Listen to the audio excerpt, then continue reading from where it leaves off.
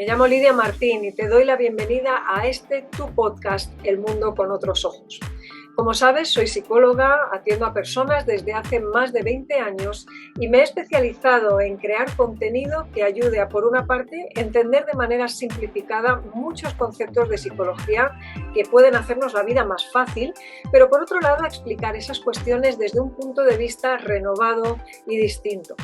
Una de las razones es ese esfuerzo por transformar en fácil lo difícil. Me encanta contarte las cosas como me gustaría que me las explicaran a mí, con un lenguaje de la calle, nada técnico. Pero la otra es que, como cristiana declarada que sabes que soy, mi visión de estos temas explora frecuentemente las conexiones que hay entre esa disciplina del comportamiento que es la psicología y la fe cristiana. Así ayudo a muchos cristianos también a poder abordar los temas de salud mental de una forma que no choque con su cosmovisión, porque incluso cuando no hablo abiertamente de ellos, captarás que muchos contenidos están impregnados de esa manera particular en la que veo el mundo, y eso es lo que los hace tan distintos. Arrancamos temporada entonces con nuevos episodios y espero que en cualquier caso todos ellos te ayuden a enfocar estos asuntos que vamos a tratar de manera práctica y distinta para tener vidas más plenas, con menos dificultad. La pregunta es directa, ¿me acompañas? Porque empezamos justo ahora mismo.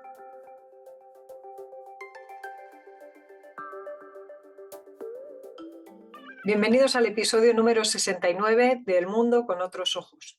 ¿Confundes el síntoma con las causas? Esa es la pregunta que nos hacemos hoy en este capítulo.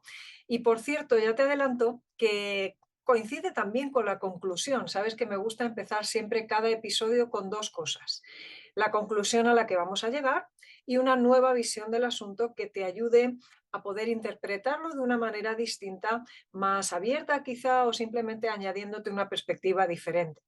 En este caso, esa es exactamente la conclusión con la que quiero empezar. Solemos confundir lo que estamos viviendo, la sintomatología que palpamos, que sufrimos, con lo que lo produjo. Y empiezo simplemente poniéndote dos ejemplos. Uno de los clásicos, por ejemplo, dentro del mundo de los trastornos de alimentación, sin ir más lejos.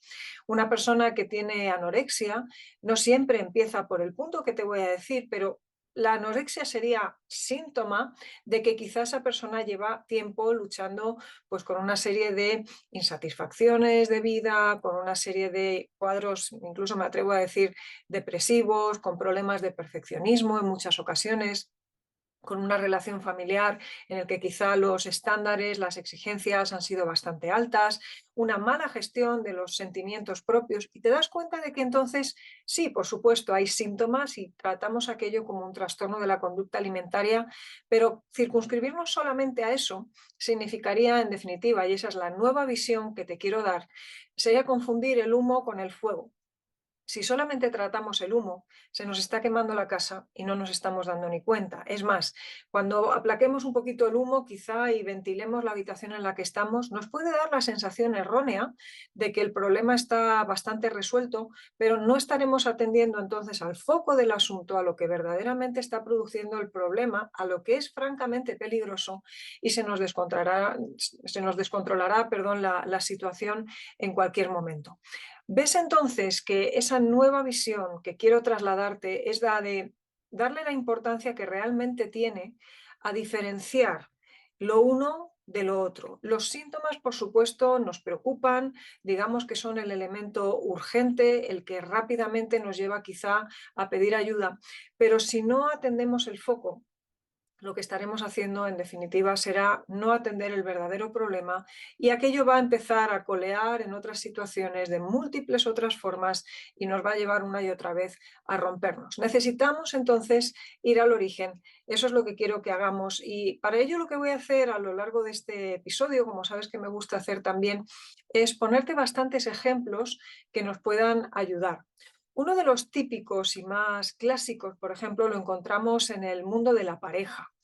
Muchas veces una crisis de pareja, cuando empezamos a rascar en un proceso de terapia o de intervención familiar, descubrimos que no ha tenido su origen realmente en la pareja, sino que una de las dos partes ha confundido una crisis personal, pues una crisis de la media vida, por ejemplo, o un suceso tipo duelo que no ha gestionado o elaborado bien a nivel personal, y que termina intoxicando a otros ámbitos de la vida, incluyendo el de la pareja.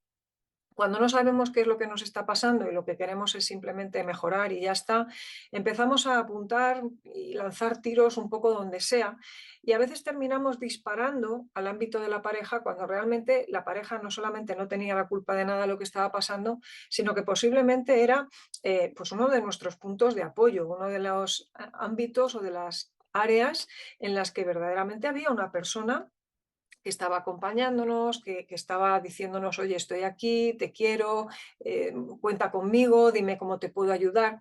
Cuando nosotros estamos mal, sin embargo, cuando el foco es personal y estamos obcecados en nuestro propio malestar, muchas veces lo que hacemos entonces, ¿qué es? Que identificamos a esa persona que nos dice estoy aquí con un elemento de agobio. Ese agobio realmente es nuestro, que estamos convirtiéndolo todo en momentos en agobio, pero esa persona la dinamitamos, cortamos la relación con ella bajo pretexto de que, bueno, pues no es el momento o no estoy preparado para una relación de pareja. Y la relación de pareja nunca tuvo la culpa ni fue responsable de nada de aquello. Insisto, al contrario, podía ser un puntal, pero quizá no estábamos gestionando a nivel de origen, a nivel de foco, lo que nos estaba significando aquello. No estábamos abordando nuestra propia crisis personal. Y al final confundimos, como decimos aquí en España, las churras con las merinas, que aunque los dos son tipos de ovejas, pero no tienen nada que ver la una con la otra.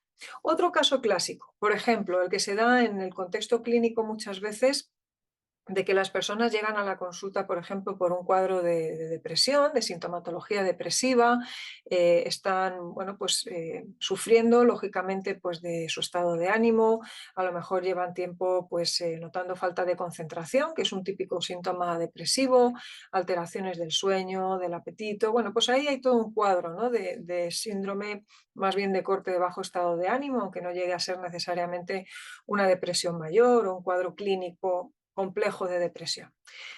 Y para cuando la persona nos empieza a contar estas cosas, y algunos vienen ya pensando en el antidepresivo, otros pues, bueno, pues casi se han autodiagnosticado esa depresión, y el terapeuta quizá lo ve y lo ve también en el mismo sentido, ve que hay una acumulación de síntomas, que es lo que muchas veces está fallando en el enfoque terapéutico y quizá los psicólogos a veces no lo hemos sabido explicar, pero a veces incluso se nos puede estar escapando en el plano diagnóstico y yo lo veo una y otra vez en la terapia y es tratar una depresión como algo que solo es depresión, si realmente el foco lo tiene, por ejemplo, en un cuadro de ansiedad previa o, por ejemplo, en un periodo muy largo de estrés que la persona no ha sabido o podido manejar, que le ha llevado a un desgaste importante en el que ve que la situación pues, no termina de ser la que él puede abordar, que siente que sus recursos son cada vez menores, en definitiva, pues hay un desbordamiento, eso es lo que significa el estrés.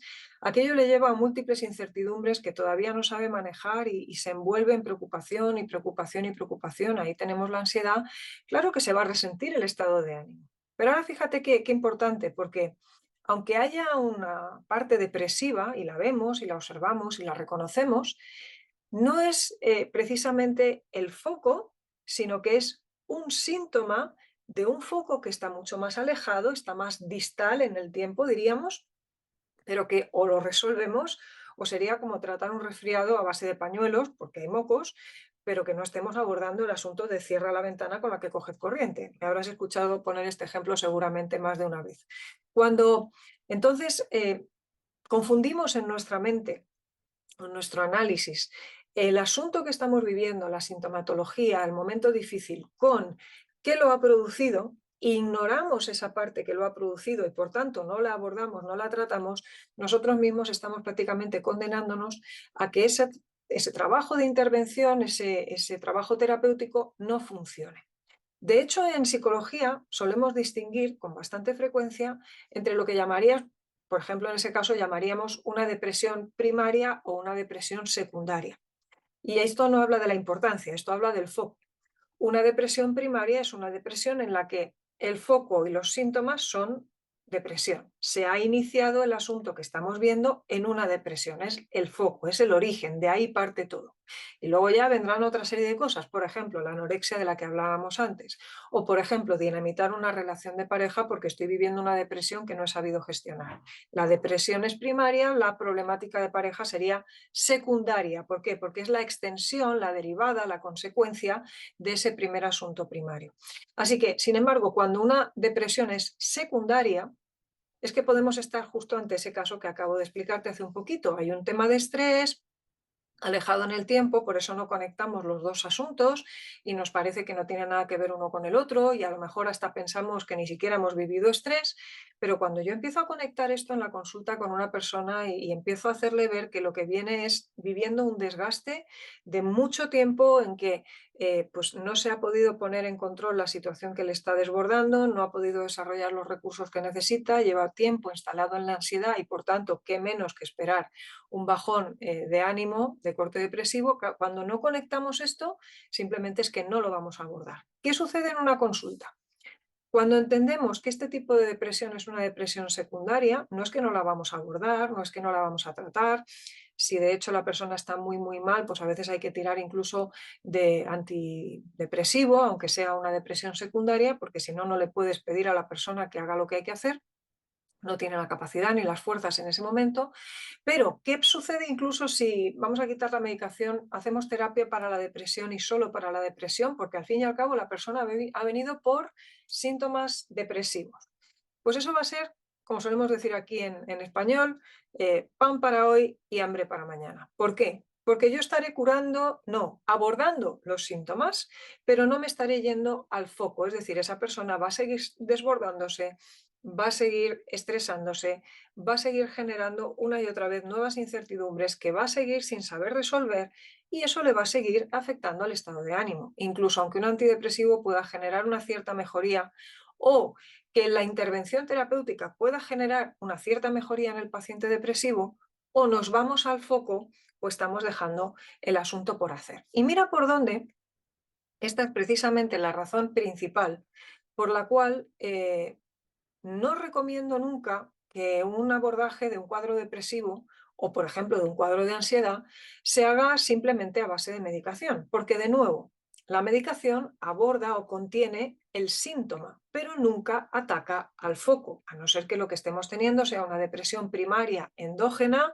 en que lo que hay es un descalabro químico y entonces ahí sí el fármaco, en este caso el antidepresivo, ataca a la causa original, que es esa descompensación química. Ahora, cuando normalmente yo veo a las personas intentando gestionar sus depresiones a base de antidepresivos, pensando que aquello le va a resolver el asunto y luego se quita el antidepresivo y descubre lo que ya le podríamos haber advertido y desde luego teníamos clarísimo, que es que mientras no ha habido una intervención en lo que originó aquello, por mucho antidepresivo que tomemos, aquello no se va a resolver. Esta es una pregunta que muchas veces se me hace, si recomiendo o no los antidepresivos o los psicofármacos, qué papel juegan, si curan o no la depresión.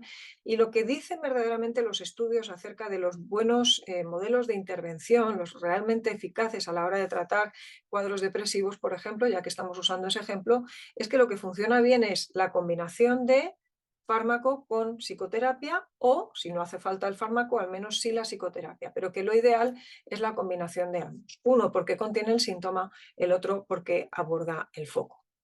Me voy a detener, voy a hacer una pequeña pausa para contarte algo muy importante en lo que me gustaría pues contagiarte del entusiasmo del proyecto en el que estoy involucrada, pero no te vayas porque en breve vamos a ver juntos algunos ejemplos más que espero que te ayuden a clarificar un poquito más todo esto que estamos hablando. Permíteme esta breve interrupción para hacerte una invitación muy directa. No sé si sabes que los cristianos somos una de las poblaciones más desatendidas a nivel de salud mental y muy confundidas también porque no tenemos demasiados contenidos profesionales que transiten estos temas desde la ciencia y la fe cristiana. No nos sirve la autoayuda y no es que queramos mezclar la fe con la psicología, es que en el cristiano todo eso ya va junto. Para dar respuesta a estas cosas existe el movimiento paraquenosvayabien.com y te animo a visitarlo, a patrocinar en esa web, porque gracias a cada vez más personas que ya han dado ese paso estoy pudiendo crear contenidos como este podcast y muchos otros para que cada vez más personas en todo el mundo estemos aprendiendo a ayudar también a otros y dando respuesta a los retos que vivimos con un mensaje completo y contundente. ¿Te imaginas el alcance que tiene todo esto? Si alguna vez has pensado, quiero hacer algo por la salud mental y no sé por dónde empezar, esta es una posible manera. Visita Para que nos vaya bien, forma parte de la solución patrocinando con esa pequeña aportación esos materiales por una salud mental para todos, incluidos los cristianos. Si te tuviera que sintetizar en una manera, bueno, quizá muy simplona, muy del día a día, de qué estamos hablando en el episodio de hoy, recapitulando un poco mucho de lo que hemos hablado, te diría que el problema no es el grano, sino el chocolate.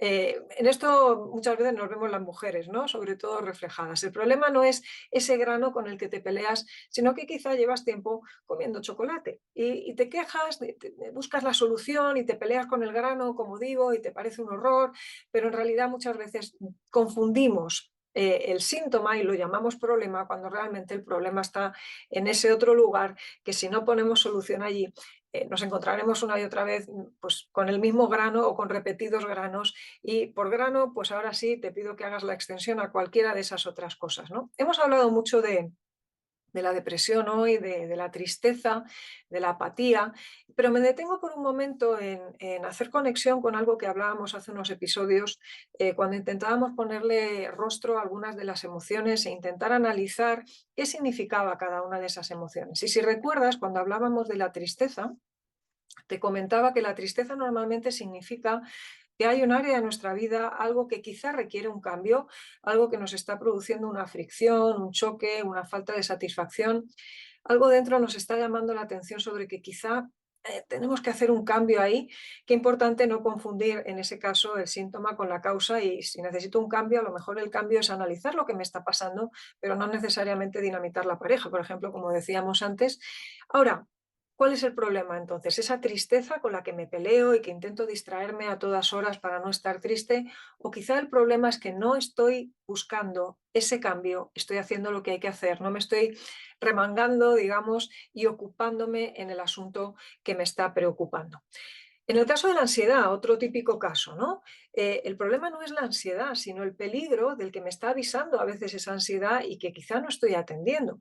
Si no me paro por un momento al menos a analizar si ese peligro es tal, si realmente la cosa es tan grave como me lo está vendiendo esa reacción de ansiedad, esa reacción fisiológica, si no distingo entonces, por tanto, entre miedo y ansiedad, nunca sabré qué tengo que hacer al respecto. Si realmente el peligro es real, valga la repetición, y aquello es miedo y no ansiedad, lo que tengo que hacer es buscar soluciones para el miedo. Si estoy en un portal a oscuras y tengo miedo de que pueda haber un atacante, pues cuanto antes encienda la luz mejor. ¿Es un peligro real? Pudiera serlo. Ahora, si yo ya estoy con la luz encendida y no hay ningún problema más, pero sin embargo la reacción de ansiedad la tengo cada vez que entro en un portal, aquello es ansiedad y tendré que abordarlo de una manera distinta al miedo. Ahí estamos, como ves, entonces diferenciando de nuevo lo que son los síntomas, esa reacción fisiológica, de lo que es el foco, si hay o no un peligro y qué voy a hacer al respecto. Piensa, por ejemplo, entonces en cualquiera de los sentimientos que muchas veces vivimos o sentimos, con los que nos peleamos porque estamos en esa obsesión postmoderna de que tenemos que estar felices y happy todo el tiempo, y dejemos de pelearnos entonces con esa emoción que más bien lo que nos está es advirtiendo de otras cosas. Se trata, dijimos, de detenernos, intentar escuchar cuál es el mensaje de lo que me está queriendo decir la emoción. No lo consideramos como brújula, lo consideramos más bien como una luz roja ante la cual nos hacemos preguntas y entonces, oye, me voy al asunto que lo origina. Imagínate que estás sintiéndote súper incómodo, pero no estás abordando esa relación abusiva que genera la incomodidad. Imagínate que estás retrasando una y otra vez una conversación incómoda con alguien que te hace sentir muy mal y tú te empeñas a intentar sentirte bien cuando ese sentirte mal es la manera que tiene tu cuerpo, tu mente también, de advertirte que quizá tienes que poner orden en esa relación interpersonal. Vuelvo al origen, vuelvo a la conclusión y sobre todo a enfatizarte esa nueva visión. Estoy cerrando entonces el capítulo lanzándote esa idea de no confundas el síntoma con el foco.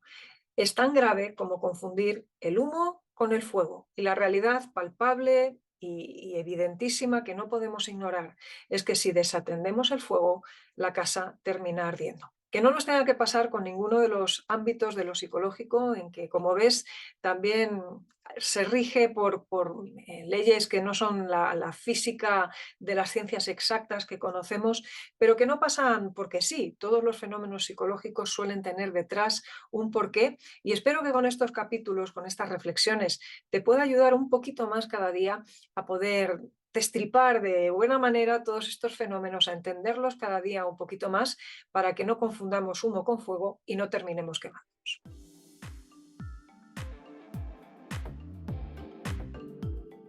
Muchas gracias por acompañarme en este episodio.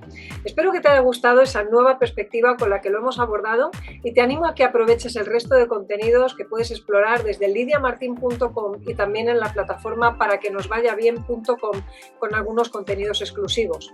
Si te resulta útil todo esto, súmate a este movimiento por la salud mental también para los cristianos, y te veo en breve en el próximo episodio del Mundo con otros ojos.